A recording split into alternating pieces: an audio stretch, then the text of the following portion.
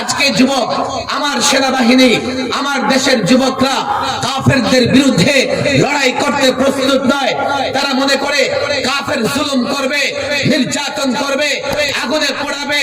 এ মুসলিম, আল্লাহর পথে যখন তুমি লড়াই করবে, কাফের বেঈমানের আযাব, কষ্ট, আযাব মনে হবে না। যখন তোমার মৃত্যু আসবে, মৃত্যু চলে আসবে, কষ্ট হবে না।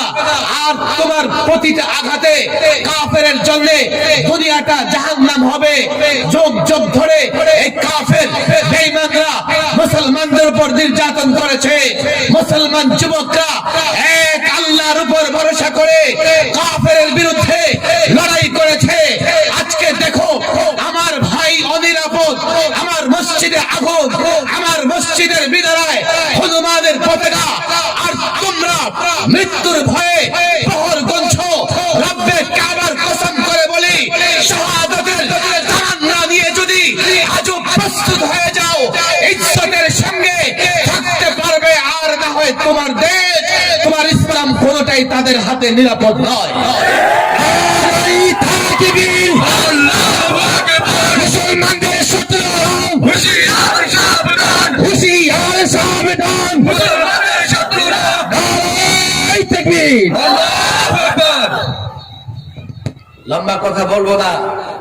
যাদেরকে 19 বছর যাবত তোমরা জঙ্গি আর সন্ত্রাসী কইছো, আজকে ওদের পায়ে ধরে চুক্তি করছো, ওদের সব শর্ত মেনে। কথা ঠিক না বেঠে? মোদি সন্ত্রাসী, জঙ্গি, উগ্রবাদী, তোমার ঘুম ভাঙা চাই। আমেরিকা সুপার পাওয়ার 19 বছর যুদ্ধ করে আফগানের মুজাহিদদের কিছুই করতে পারে নাই। শেষ জামানায় গজওয়ায়ে হিন্দ হবে। আমার বিশ্বাস ওই আফগানের পাহাড় অঞ্চল থেকে একদল ইসলামের ঝান্ডা নিয়ে এগিয়ে আসবে। আমি তো বলি, প্রকাশ্যে বলি, মুসলমান যুবকদেরকেও বলি, তাদেরকেও বলি, আবার মুসলমান জাগ্রত হবে। এই যুবকদের মধ্যে অবশ্যই মোহাম্মদ বিন কাসেম আছে। এই যুবক, সেনাবাহিনী বেশি, তাদের দেশ বড়। এই চিন্তা করো, তুমি কি ইতিহাস জানো? আজ থেকে 1300 বছর আগে একজন 17 বছরের যুবক মোহাম্মদ বিন কাসেম, একজন 17 বছরের নওজওয়ান মোহাম্মদ বিন কাসেম এই ভারত জয় করেছিল। মুদিরা জানে এই উম্মতের মধ্যে লাখো মোহাম্মদ বিন কাসেম আছে, এই উম্মতের মধ্যে লাখো সালাউদ্দিন আইয়ুবী আছে।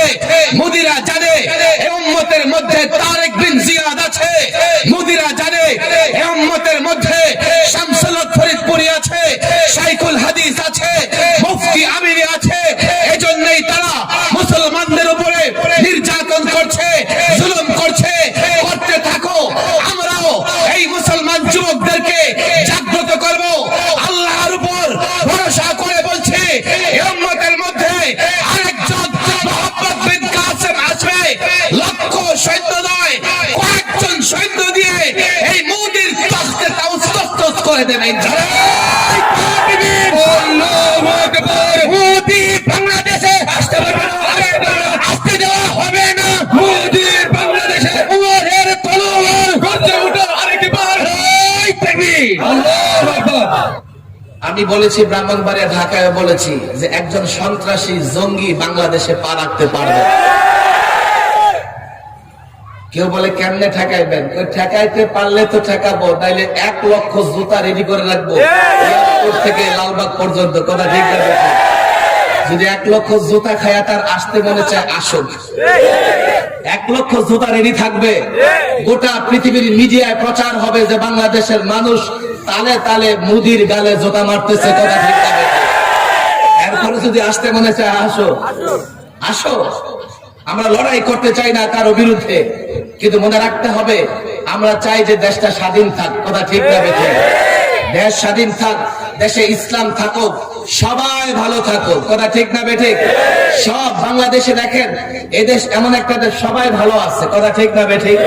কোন ধর্মের উপর লোকেরা বলবেন হুজুর মাঝে মধ্যে যে দুর্ঘটনা ঘটে, এগুলা ধর্মীয় কারণে না। আজ পর্যন্ত ধর্মের কারণে কোন হিন্দুর মন্দির ভাঙা হয় নাই, কোথাও ভিন্ন কারণে। তারা উস্কানি দিছে, তো যুবকরা উত্তেজিত হয়ে কোন একটা করে বলছে, উস্কানি তারা দিছে, রাসূলুল্লাহর অবমাননা তারা করেছে, উল্টা ভোলায় আমাদের যুবকরা রক্ত দিয়েছে, তাদের কাউকে রক্ত দিতে হয় না। আমাদের চোখের সামনে ইতিহাস। কেননা মুসলমান কখনো এই ধরনের এমন কাজ করতে পারে না যেই কাজের ধর্ম অনুমতি দেয় নাই। আমার ধর্ম এই কথা বলে না যে জোর করে মুসলমান বানাও, কথা ঠিক না বেঠিক? ভয় পেয়ে যাবেন। এই বিজয়নগরের মানুষ ভয় পেয়ে গেছেন নাকি আপনারা? ওলামাদের সঙ্গে থাকবেন তো ইনশাআল্লাহ? হাত তুলে দেখেন, ওলামাদের সঙ্গে থাকবেন তো ইনশাআল্লাহ? ওলামাদের সঙ্গে থাকবেন তো ইনশাআল্লাহ? আল্লাহ পাক কবুল আর মঞ্জুর করে দেন।